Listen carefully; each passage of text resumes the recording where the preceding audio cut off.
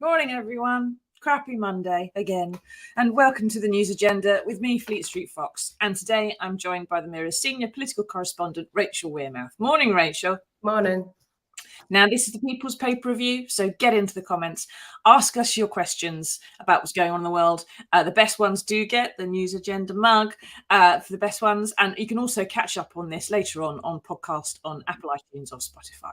So what have we got today? Well, the Mirror has splashed on the rather worrying news that overnight Vladimir Putin sent 30 cruise missiles into a military base just 6 miles from the Polish border, where hundreds of Western military volunteers had gathered and perhaps, you might think, had brought with them some Western military kit.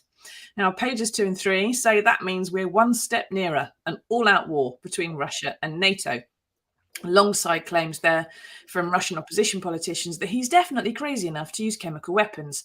And at the bottom, the deliberate targeting and this time murder of a US journalist, Brent Renault. Now, if that wasn't enough to get your Monday off to a pretty bad start, wait till you get to pages 4 and 5, where it's revealed that Putin has committed yet another war crime, this time the use of phosphorus weapons. So, Rachel, can you take us through this? What's so bad about these? So white phosphorus is a material which basically can burn into the bone and smolder inside the body. So and sometimes when a patient is recovering from being attacked with this material, they will the bandage can come off, and when the substance is exposed to air again, it starts to burn again. They're banned under the Geneva Convention for this reason, because they're just so horrific. But it's legitimate for forces to possess them but not use them, basically. And Ukraine's Human Rights Monitor has said that Russia has used these. Yes. Now they were developed, I think, for the First World War. And because it was a cheaper and easier way of killing huge amounts of people than making a bullet each time. They're particularly grim, and they definitely appear to have been used. I don't understand how on earth it can be legal to possess them but yet not use them. And there are people on the west coast of Scotland and the east coast of Northern Ireland who have some experience of these, because they tend to wash up. We dumped a load in the Irish Sea after the First World War, and after bad weather they tend to wash out again, and they end up on beaches, and dogs pick them up and people touch them, and then you get phosphorus burns. But obviously it's not quite as bad as if they're actually flung at you with some explosives, which makes it blast all over the place and picks you up. Now, this obviously is just it's just something else to add, isn't it, to Putin's long list of war crimes and things that everyone hopes one day he will have to answer for in the International Criminal Court. It adds to the targeting of journalists, Sky journalist a week ago. It adds to the shooting of children and the deliberate shelling of hospitals. And it's all incredibly, you do start to wonder how much worse it can get. And there's discussions there from Russian opposition politicians, Rachel, that he is easily and very likely, in fact, in their view, to use chemical weapons of the sort that we saw in Syria. Yeah, so we had a guy called Leonid Volkov. He was ex-chief of staff to big opponent of the Kremlin, Alexei Navalny. He gave an interview yesterday that kind of offered people a bit of an insight into Vladimir Putin's mind, and he said that he certainly believed that Putin was crazy enough now to use chemical weapons, to use nuclear weapons even. And his words yesterday were, "It's now very clear the enormous cost that has to be paid to stop this war."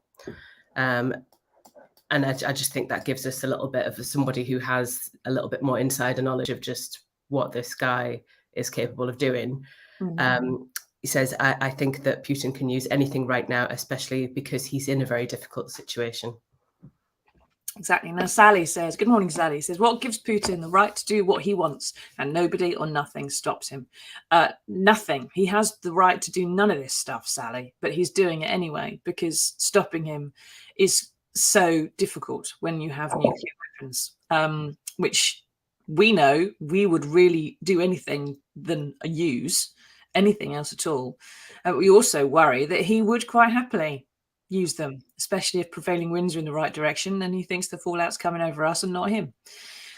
And he does seem to have left the reservation a bit, as Alexei Navalny's mate there was saying. Prince, good morning, Prince. Not the Prince, a different Prince. He says that he's begging for help from China, but on the same vein, the US is sending arms to Ukraine and British ambulances. How is that ironic that it's okay for others to help Ukraine, but not Russia to get help from others? Prince, the point about in our cell, we were explaining how Russia is begging for help from China. Apparently, the US intelligence, this is the part of the US strategy of declassifying their intelligence straight away and telling everybody about it in order to sort of flush out the Russian game plan, if you like. And what they've been briefing overnight is that Russia has asked China for some help, for some kit and some economic help as well, because sanctions are really starting to bite. Now, it's not a problem in the sense of that, yes, Ukraine is helping the West for asking the West for help and Russia's asking the East for help, except Ukraine and Russia, sorry, the other way around. It's that if you're doing it, it's Ukraine is this one and Russia's this big one. They're very different sized countries, okay? Ukraine doesn't have a massive military, so it's quite reasonable to be asking for help. It hasn't been the aggressor in the war, and it's also not being hit by economic sanctions, but it does need some financial aid and so on and so forth. Russia is a massive country with the world's biggest army, and 3 weeks into a war, Prince, it's going really badly. So badly, he's left begging a superpower for help, which is really not the kind of thing Mr. Putin has ever done before or is ever going to want to do. So it's not a case of whether it's okay to ask for help. It's a fact that the massive, how can I put it, the very bad misbalance, is that a word, between Russia's might and Ukraine's much less might means that Russia is still having to ask for help. That's what's peculiar. Now, Mike says, good morning, Mike. The problem with nuclear weapons is no sane person would push the button, but the insane ones just might. Probably more likely to if you're insane. Rachel, in Westminster, in politics, there's lots of talk and there's not necessarily a lot of experts in Westminster about these things, but is there any planning or preparation for what happens if Putin does do the worst?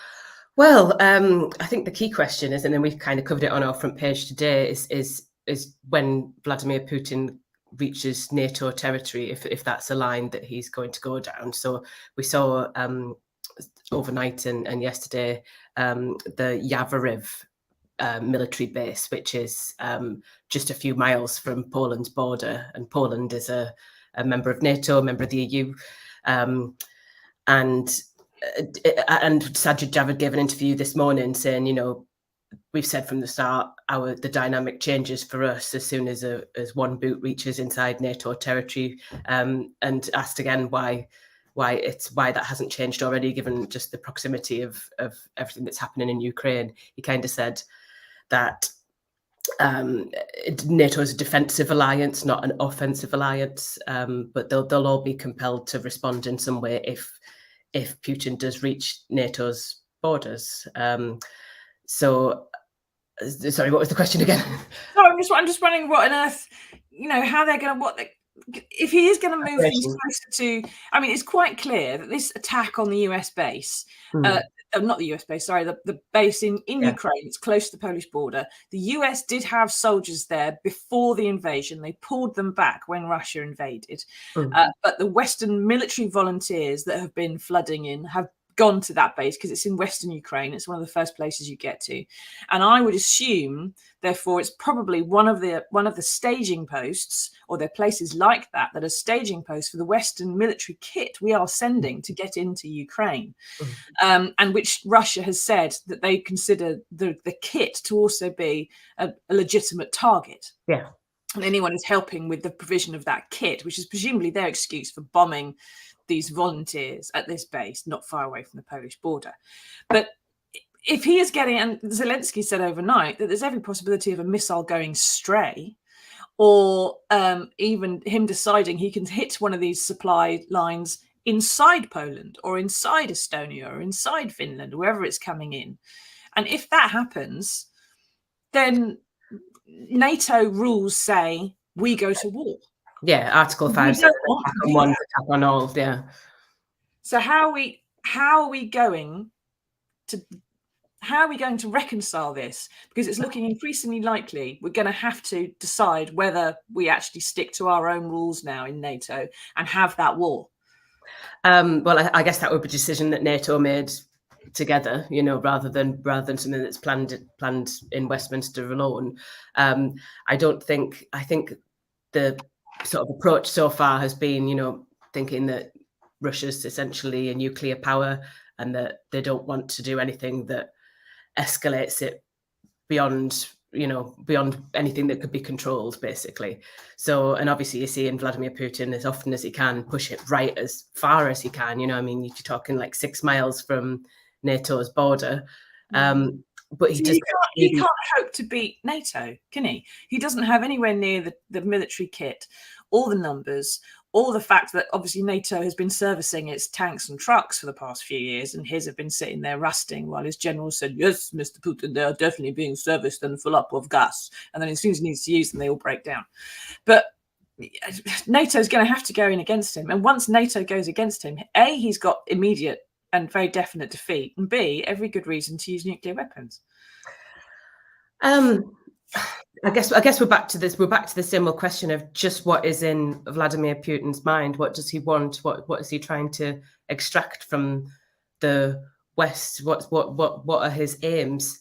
And I think nobody's really clear what those are. I think there is a sort of a slight glimmer of hope today because there's fresh talks again between Ukraine and Russia today.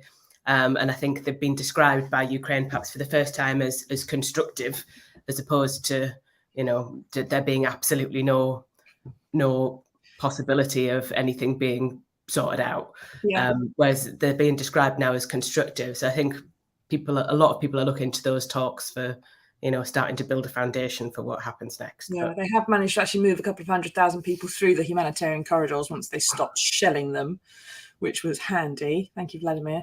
Now, we do have some slightly better news. On pages 6 and 7, there are 2 Brits called John Fuggles and Mark Strong, who both have Ukrainian wives. I think Mark's also Russian-born. And they have raised money to buy and service and kit out 2 old NHS ambulances. They've packed them full of supplies, and they have driven them 1,000 miles to the Polish border. Now, one is destined for a neonatal hospital, other to a military hospital, patching up Ukrainian fighters. But Rachel, why is it being left up to good-hearted people like John and Mark to do this? Why? Surely the NHS has a load of old ambulances that are just sitting there and it's waiting to flog off at auction or something. Why aren't we just doing this? Well, that's a good question, but I think that that's why we aren't doing a great deal of other things as well. But I think that we are doing just certain amounts. For example, there's a lovely story in today. We're bringing 21 Ukrainian kids with cancer to the UK for treatment in NHS England, and I think that we could be doing an awful lot more. But we're also sending a number of generators overnight because then this was a specific request of I think we're sending I think it's more than 100 like generators for electricity because Ukraine's just completely there are power cuts everywhere basically because of the constant shelling, and it was a specific request of President Zelensky's that they send generators. So we are responding to some requests certainly. And we know that we're supplying them with a number of weapons. So it's sort of we're doing nothing. But and I think that it does seem to be that there are an awful lot of individuals who are forking out to just help Ukraine also. Yeah, and people sending, collecting in local villages and so on about various things that they want to package up and send to Ukraine. They all get piled up on a lorry and they go and sit at on the port for weeks because of Brexit customs declarations problems. And sometimes people send inappropriate things as well, which doesn't always help. But, it's great that Mark and John are doing this, but it's kind of a great pity that two people from, I can't remember where they're from now, but two people from Britain have had to come up with a really good idea that you'd have thought someone in the NHS would have gone, hey lads, we've got a load of ambulances we don't need. Let's send 50. I think that the sort of the appeal that I hear time and time again is that send money, because it's very, as you just mentioned there, it's hard to get a lot of things across, and when you get to the border, there are also a lot of problems getting things in and out of Ukraine. So the appeal you hear time and time again is if you want to help, send money. Exactly. And they also means that you're buying from people in the region, which supports them economically as well. Now, Alison, good morning, says, did he just wake up one morning and decide I want to create a war? I assume you're talking about Putin. I bet he's been thinking about this and planned it since he was small. So being premeditated, we have no real idea what he'll do next and be capable of. I was listening to a very interesting podcast last night in middle class style about Putin's origins and his career in the KGB, which was described as a solid B, wasn't particularly special or exciting. But then he was caught but when the Iron Curtain fell, and also riots outside the gates, democracy protesters and so on. And he thought, as he had done, been raised in Soviet Russia, when something like that happens, you appeal to the center and you go right into the central control and go, what do we do now? And you should be protected and, encircled by that center. And the center had collapsed and there was nothing there to look after him. And that was the moment, apparently, which sort of created his psychosis, that you cannot rely on the center anymore. You cannot rely on the communist state. And that's why he's created this massive one-man organization, gang, and he grew up running with street gangs. He went off and made his own gang and of oligarchs, and that's why he seeks this massive control. He thinks he is helping people by providing all this certainty. And now we've got, as a result of that, all this uncertainty, because we don't know what he's going to do next. And the Americans have got the same problem, haven't they? Because although they've got all this intelligence coming out of Russia, Rachel, they haven't found it really difficult to read him and to know where he's going next and what he's going to get out of this. And there's stuff in the paper today that's claiming he may be on an awful lot of steroids to suppress some kind of illness, which is why he's keeping a big distance from everybody that comes to see him, because it means he hasn't got an immune system anymore. Or he's worried that somebody from his own side might take him out. And I think, when you've done some of the things that Vladimir Putin's done, that's, I would find it difficult to get close to anybody else. I'm sure an assassin could overcome a table if they really needed to. Yeah, fair point. But I think sort of what there was a cabinet minister yesterday, I think it was Michael Gove, who kind of said he didn't like to refer to him as insane when a lot of it is quite calculated. And when you'll hear people talk quite often about Vladimir Putin's playbook, and just in answer to the question there from the reader, did he wake up one morning and just decide to do it? I think it's something that he's been planning for an awful long time, because it's often referred to as like Russian meddling or disinformation. That's been the sort of not the moderate front of the war, but that's been part of this conflict that's been going for a long time. A desire to confuse other states, a desire to muddy the waters, fomenting all those separatist sort of sentiments in the border areas in Georgia, in Ukraine, in Crimea, to make there be some kind of insurgency or some kind of a reason for him to say, I need to go in and protect our people, kind of thing. Yeah, create division, these false flag attacks, blaming people for things that Russians do. Yeah, that's taken a long time. It's something that he's been warming up to for a long time. Yeah, it doesn't happen quickly. Now, Frank, good morning, Frank, says, obviously if Putin goes into Poland, Russia will be NATO's target. The Russian people know this, but the Kremlin doesn't seem to. There were some reports over the weekend, Frank, you're right, that he doesn't seem to be getting the intelligence briefings that even we're getting on the evening news. So he's going to be surprised perhaps, by some of the stuff that happens, although there is some very interesting footage I saw on Twitter just before we came on air of journalists in Red Square in Moscow interviewing activists. Okay, so there's an activist and she just opens a piece of paper with 2 words on it which says "Stop the War" or something. She's immediately bundled off by policemen into a van. Then another woman comes along and says, "Are you doing other people's views as well? Is it just the activists?" And he says, "No, we're doing everybody's views. Are you pro the war?" And she says, "Yeah, I want to say something pro the war." And then she just opens her mouth and she says, "Well, I think really," and the police come along and bundle her into the van as well. It's the act of speaking that's the problem, not even what it is that you say. She was about to say something positive about Putin, but there we go. But so that leads us neatly onto actually the next story, which is on pages 8 and 9. There's a report very much worth your time in reading, which is one of the few Western journalists still operating in Moscow. Gabriel Gavin, his name is. Now, because of the rules they've just imposed about criticizing the government or the war, it's written really carefully. And he's very sort of talking about the Russian pro view of the war, but it's written in such a way that it's quite clear he's writing about the disinformation that's been spread internally. But it's a very good description, Rachel, isn't it, of how the sanctions are actually affecting people in Russia. So what are the highlights? What did you notice? It's a brilliantly written piece, and I would encourage anybody to read it. It kind of gives you a real picture of what's happening on the ground and how people in Moscow are living now, and the impact the sanctions are having on their everyday lives. So he says in supermarkets, shelves have been stripped of essentials such as pasta and rice. Reports of mass arrests in red squares, just as this, he describes it as a sense of desperation. And I just think it is very well worth anyone's time. It talks about how products now are just way overpriced, how your ordinary average Russians rubles are just worth so much less because there are so many companies that have pulled out of operating in Moscow, in Russia altogether. So that there are, almost no Western products left now. So, you can't get a tin of Coke, for example. Yeah, and they had Coke even during the Soviet era. Yeah. So that's quite a big thing. Although, interestingly, there's some people chaining themselves to McDonald's and panic buying Big Macs because they can't bear the thought of living without them. What's wrong with you? Honestly, you'll be fine.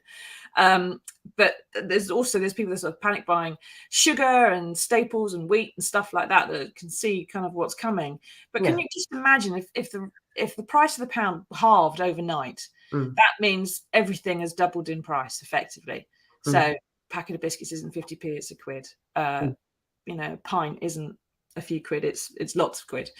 Everything just starts going through the roof, and the wages just don't match it at all, which is so even if they are quite aware why. And Gabriel's report there is quite clear that there's people saying, "I don't understand why they're abandoning us. Well, they can't do this to us. We need to have iPhones, we need to have chargers, we need to have this kind of stuff. Why is the West doing this to us?" And they may be seeing it as the act of an aggressor, but it is causing huge problems for Putin back home, which is of course why Biden has been leading these sanctions. Now, there are some other stories in the world today, and Rachel's got a story in the paper, everybody.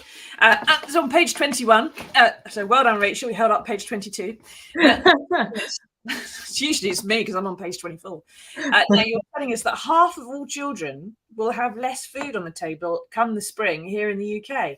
And that's only around the corner, of course, spring. But half? Can that really be true? It according to the New Economics Foundation, it is, yeah. So 48% of all children, 96% of kids in families out of work, 77% of those in single parent households. And this refers to it's when you calculate the real living wage as your base income, basically. And it's sort of the way that they've used it to calculate just what a good standard of living is now, and setting that against just the incredibly sort of high inflation figures that we're seeing. So they're just kind of thinking that so many families are now going to have to cut back on, just household essentials. So you're talking about, clothes for kids. You're talking about, making cutbacks on food. just people's standard of living is going to plummet this year. And it's there are so many reports out from think tanks over this last couple of days, all aimed at trying to pressure Rishi Sunak to do a little bit more to help just working families, all families. When we get to his spring statement later this month, I think it's on the 23rd of March, and it's just everyone is just increasingly worried about, you know, rising energy bills, everything just getting more expensive. The Resolution Foundation put out a report yesterday just saying that this is going to snap back again when we get to the autumn, so we could see a second spike in inflation this year. He talked, I think, something like figures like 10% inflation when you get to autumn, when and energy bills are going to go up then again as well. So everyone's just very worried about what happens next, really. Yeah. And of course, China gets involved. That has huge impact again economically, whether we would sanction them, and it could be decades. Then you start talking about the global economic consequences of what's going on. Now, get into the comments. Ask us your questions. What do you think about where Putin's going to go next? Are you concerned that Britain's going to get dragged into the war? Do you think we should go into the war? Do you think we should stay out of it? And how are these cuts and so on that Rachel's been talking about, the cost of living, how's that going to affect you and your family? It says there that 3/4 of single parents are going to have to find savings somewhere, not spending so much on food, not spending so much on their children's clothes. Half of all children are going to have less this year than they had last year. So that's a big thing. Julie says pensioners and low-income families are going to be more on the poverty line, creating more NHS problems, health and mental health. It isn't just a case that someone doesn't turn the heating on as much, is it, Rachel? It means that someone's more likely to go to hospital. It means they're more likely to be an expense for the welfare and benefit service and systems and the health service. It costs the country huge amounts more when people are poorer, which is like so obvious that I've railed against Tories for this for, I think, my entire lifetime. When everybody gets richer, everyone is better off. And when everyone gets poorer, it's actually more expensive to be poor and to have a poverty, an underclass in your country. So it really does help if you pay, for example, a universal basic income, because actually you'd be saving money in the long run. But that's just... I do wonder at this point, after we've come out of the COVID pandemic, and which exposed so many of those like health inequalities that you just mentioned there, if it might be time for some big thinking, you know, in the months and years ahead, because of just how turbulent the economy is going to be after the COVID crisis and amidst the Ukraine-Russia crisis. I just think that, you know, I wonder if the sticking plaster is going to work this time. No, I thought at the start of the pandemic we'd be due a 1945 style landslide vote for the Hopey Changey party, whichever one it is that comes out with the Hopey Changey promise, the big package, you know, the Rue's a bit weird for Monday morning, but the big social package that would say, you know, we're going to have a national care service, we're going to have a universal basic income, some kind of drastic change that would set us up for half a century of where Britain was going to go next. I've been very disappointed to see that the government in power is just not interested in that. And there was reports over the weekend that despite this mini budget is coming up at the end of the month that you mentioned there, Rachel, Rishi Sunak is apparently resisting any moves or pressure from his own party to do more to alleviate some of the higher prices we're going to have, because it's too volatile, quote unquote, which actually means, of course, he doesn't want to give us a bit now, because when the next budget comes around, there'll have been a precedent. He has to give us a bit more when things have got worse. He wants to wait for it to get as bad as possible and then give us a little bit and just do it once. And that's not the attitude, Rishi. Now, Lee says, how do you expect the working class to survive with all these price hikes while the unemployed and the rich get everything? I've never seen the unemployed get everything. They usually get about 100 quid a week. But yeah, the rich do seem to be making money hand over fist. And of course, it's worth saying, I suppose, Rachel, with your story, it's more surprising that half of all children would be unaffected by what's happening in the world and global price rises. I don't think it's that they'll be unaffected as such, but it's just that their families will not have to be making such drastic cutbacks. But I think, and on household essentials, which is what the piece refers to. But I think you might see, I think everyone's going to be making just different choices this year, regardless of unless you are just very, very comfortably off. I think a lot of people will be making different choices this year. And of course, the Prime Minister's children make up a sizable proportion of the UK population.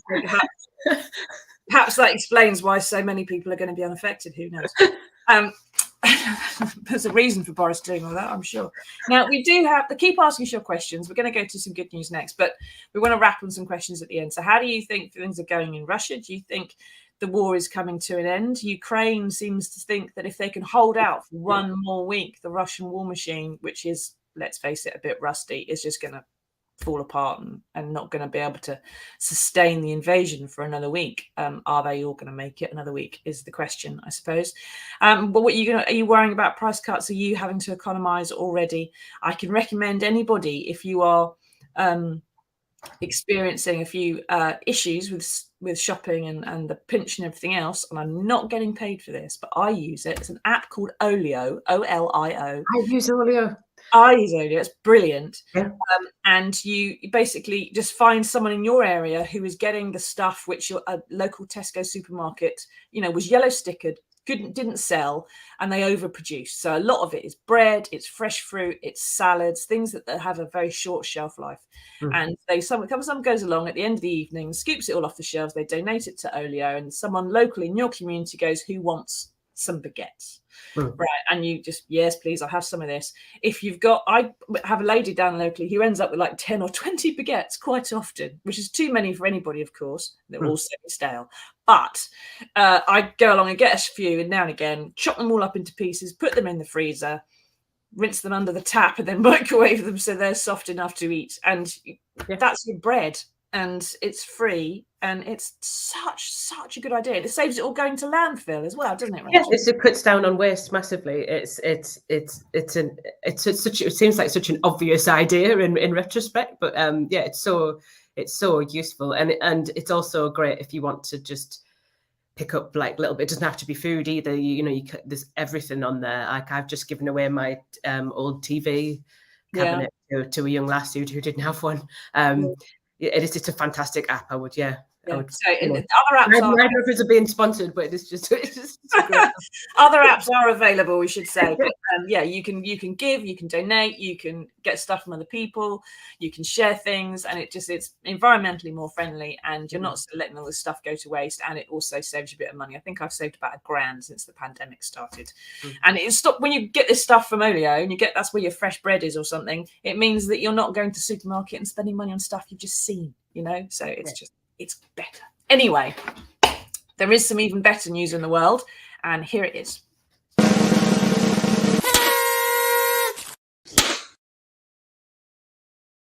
Now, you might think that doctors who specialise in treating cancer and burns are either too busy or too depressed to do anything else once they've actually managed to fix people up. But the specialists who were treating Tina Morgan, who lost part of her ear to cancer, and a 6-year-old girl known only as Elizabeth, who was in a fire when she was just 6 months old, has terrible burns, have found a way of fixing some of the long-term impact of those recovering from these kind of problems. So they found a way to clone cartilage cells.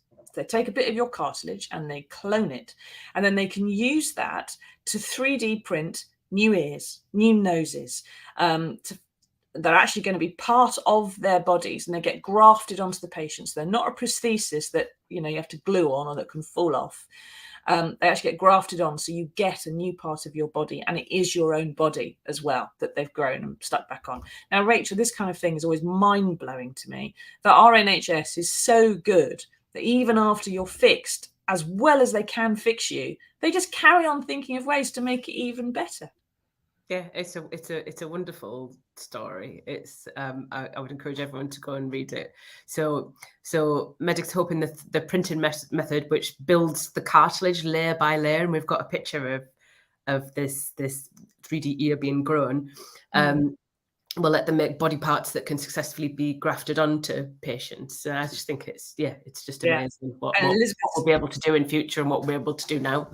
Exactly. And Elizabeth's dad there is saying that it has a huge impact. She's still going to have treatment for pain and so on, but it has a huge impact on the psychological scars of things like this, and the fact that you have to go through life looking different, but looking as good as you can now, because people are going to be less able, perhaps, as she grows older, to spot what happened to her when she was younger. So make it easier for her to go through life, which is just fantastic. Thank you, whoever came up with that idea, and 3D printing in general, just fabulous. Now, have we got any more questions, our producer backstage, to wrap on, or are we done for the day? We'll have to see. I don't think we do have any more. It seems to be that everything's gone a bit quiet. Mercifully, I think perhaps what Putin's been doing is just rendered us all into shocked silence, not for the first time. Luke says, if all the rich in the UK donated 10% of their wealth, we would be fine. We'd all have a very good standard of living, but greed always wins. There's something called effective altruism. Luke, look it up. And it is about everybody donating just a tiny bit of what they could afford, perhaps. And yes, in sending it to the right place and being used in the right way would make the world so much better. And we don't all do it, because we do all like to keep hold of what we've got and think we never quite have enough. And I think that's perhaps a fault of, in the West, we are, in this country, even the poorest of us are doing so much better than a lot of the world. And we could all probably afford a quid here and there. Wouldn't hurt, if you want to give it to the right cause, of course. Thank you, Rachel, for joining us and for explaining all that stuff. Thank you, everyone, for taking part. Screw you, Mr. Putin, if you're watching. And we will see you all again on Wednesday for another edition of the News Agenda, when hopefully the situation in Kyiv is that they are still holding out, and that the Russian war machine is struggling even more than it is today. And also China said, no, you've got to buy on eBay. That would be handy, wouldn't it? Thank you, everyone. See you again on Wednesday. Bye-bye. Bye.